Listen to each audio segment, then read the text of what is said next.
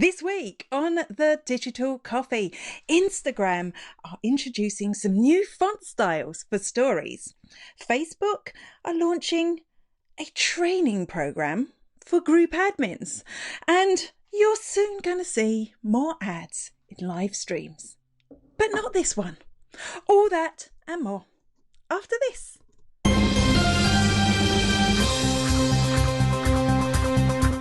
Good morning, and welcome to the Digital Coffee. This is your weekly dose of digital marketing and social media news for small business. My name is Amanda Webb.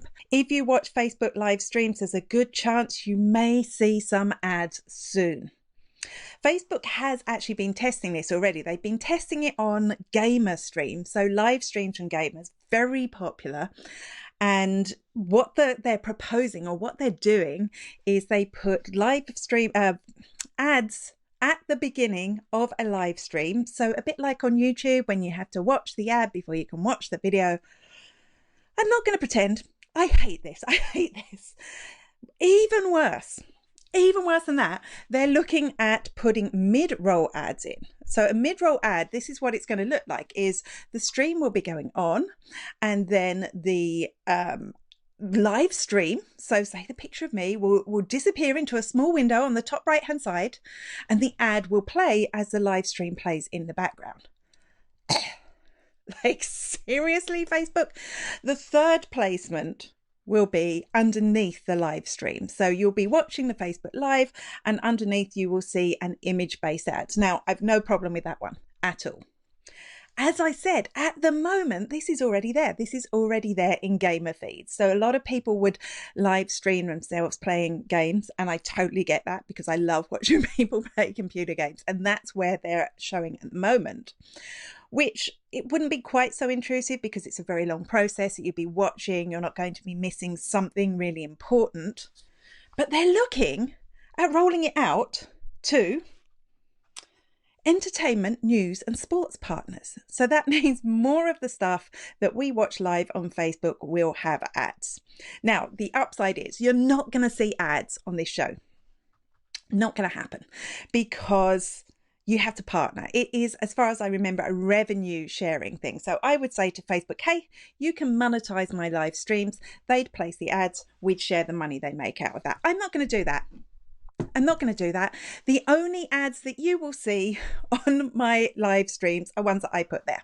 It's a deal. Facebook are launching a training series for Facebook group admins. And this is a training program that's happening live on Facebook, on their Facebook community page. All you need to do is like that page to get the notifications or get notifications from that page to see it. It's a 5-part training series over 5 months, and it looks brilliant. They're going to cover topics like how to grow your group, how to get more engagement in your group, how to promote events live and online, like this one. They're going to talk through how to manage conflict, because as your group grows, that's probably something that you're going to need to do more of. So it looks really great, and it really shows me that Facebook are still very invested in groups. They still want that to be one of their core products because, of course, the way that community is built within groups. And I think that's where we go wrong as businesses. I'm not saying don't set up a group for your business. Absolutely set up a group, but you need to invest some time in thinking about what you're going to do to build community within your group. And I think this training session from Facebook will do that. Absolutely. You will no longer be able to switch the privacy of a Facebook group from private to public. Why would you do that? You may be wondering. Well, let me tell you. This has been a tactic some unscrupulous people have been using to grow their groups, because obviously they might have a private membership group. They'll open it up to the public for a couple of weeks or a week so people can see what they get when they join the group. But obviously there are issues with this, because when you post something in a private group, you think it's private, that nobody else can see it unless they're a member of the group, right? Gives you a certain amount of license to say a little bit more than you might do in public. And what was happening, of course, is when people were opening up these groups to the public, Your friends could see it, your family could see it, anyone could see what you posted. So there was a problem there. Thankfully, Facebook have cracked down on this, and we can now see the prompt that you'll get if you try and switch from a public group to a private group. It's going to give you this warning. It will tell you that you can't switch back again. Once you've gone private, you can't switch back unless it is actually going to give you 72 hours to change your mind. But that's it. Once you're done, you're done. I love this. I think this is brilliant. I think it was a shady tactic to do that in a way, because obviously people are going to be sharing stuff they wanted to keep private. So I'm happy that they're doing this. Goodness knows.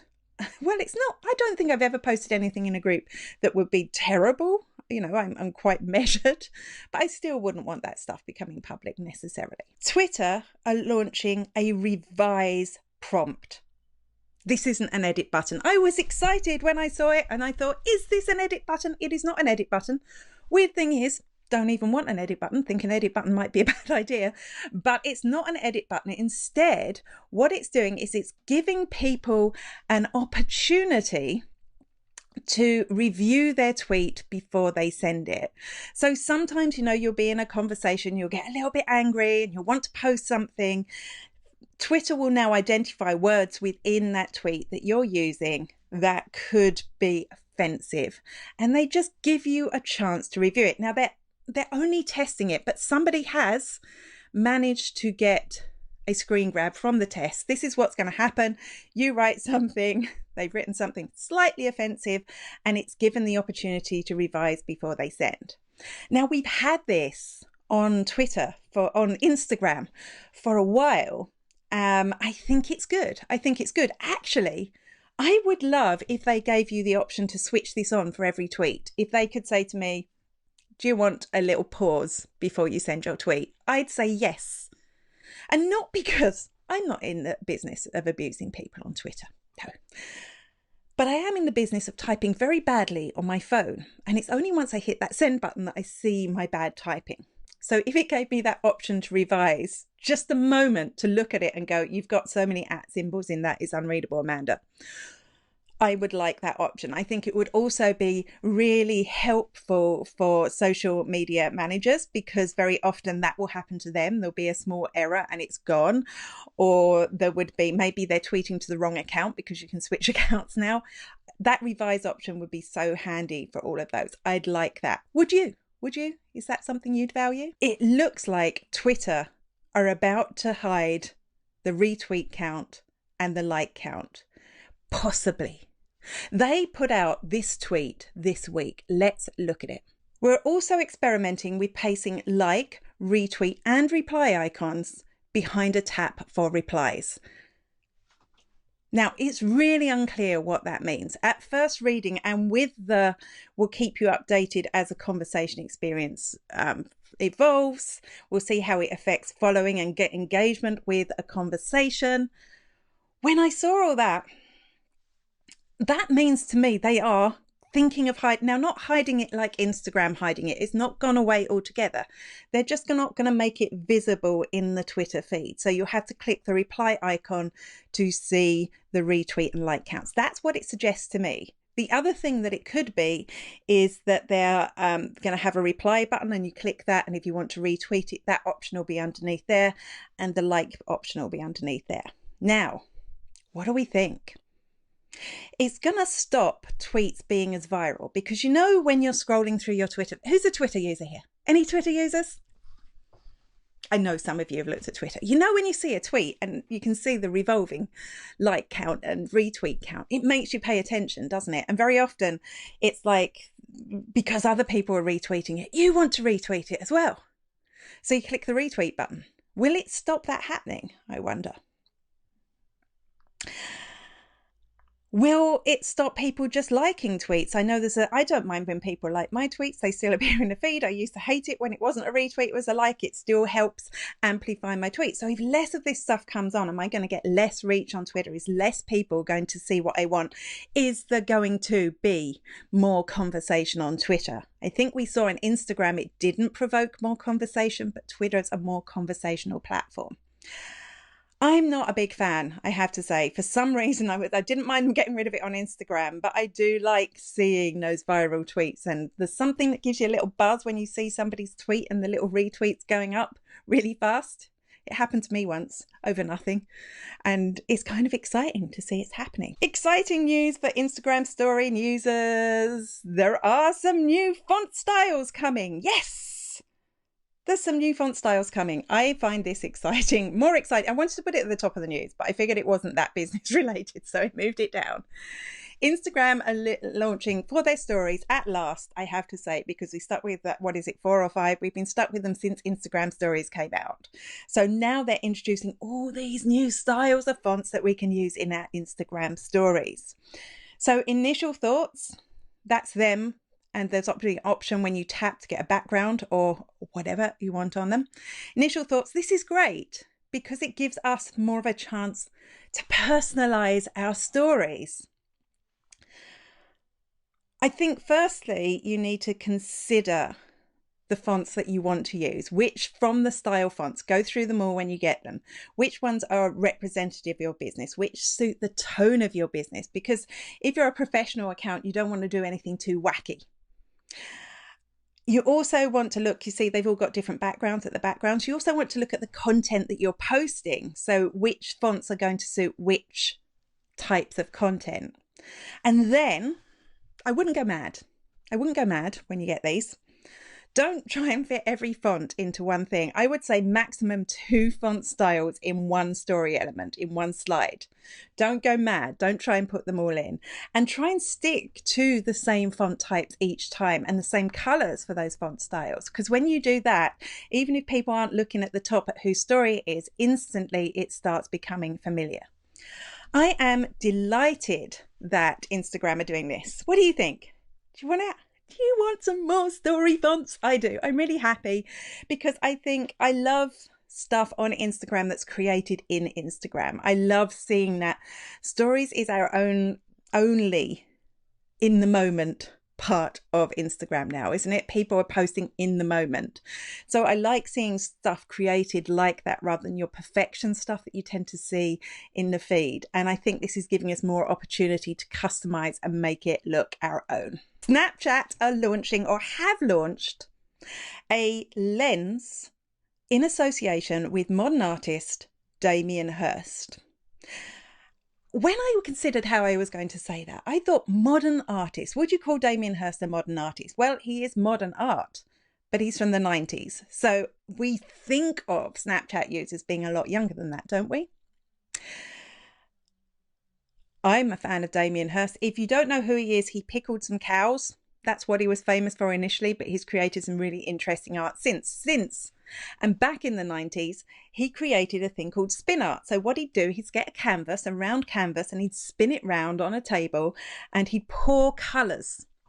He'd pour coloured paint onto it and it created this kind of mad mash-up kind of art. It was very attractive. And he got, at the time, a lot of people copied his style and got involved in creating spin art.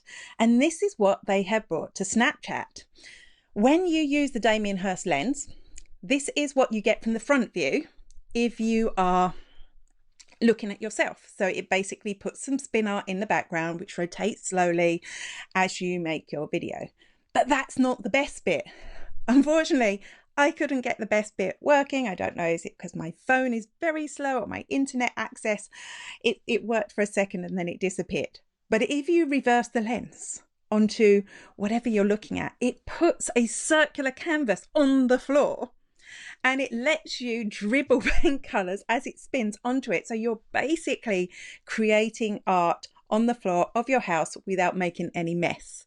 It is so cool. It is so cool. I've seen it in action. I could get the thing spinning, but then my internet went, no, I'm not dealing with that. Actually, I think it's my phone, my internet. It's really, really cool. So you can create your own art and that is your lens then on Snapchat. Also, how is this a fundraising lens? Well, once you've used the lens, you're prompted to donate money. So unlike the lenses we've seen TikTok or the stickers we've seen TikTok and Instagram launch in the first few weeks, this is more proactive. This is not us having to raise money. This is Snapchat raising money through this lens. Also, if you use it, your story will appear in a story for everyone that's used this. So everyone will be able to be like a virtual art gallery. So firstly, I'm impressed with this, but what's the business lesson? Really, what is the business lesson? You have to ask yourself, why is Snapchat pairing with an artist who was popular in the 90s that only myself and people of my age will remember? It's not the first time Snapchat paired with an artist. Do you remember? I think it's a couple of years back now. They launched these sculptures that you could only see if you put your Snapchat up. So you could go to Hyde Park in London. You could see a sculpture. I think it was by Jeff Hoon. And you'd only see it through the lens of your phone. So over time, they have been partnering with artists for the Snapchat experience. And what that tells me is they're slowly trying to change the image of their brand. They're slowly trying to get away from, this is something kids do where people are a little bit stupid and uncool, and attracting maybe an older user or people who are a little bit more serious with their business. I'm gonna keep an eye on it. It did make me go back to Snapchat I had to log in again and I'd lost my password. It made me go back to have a look. So could this encourage more older users? Could this make it more cultural and less manic?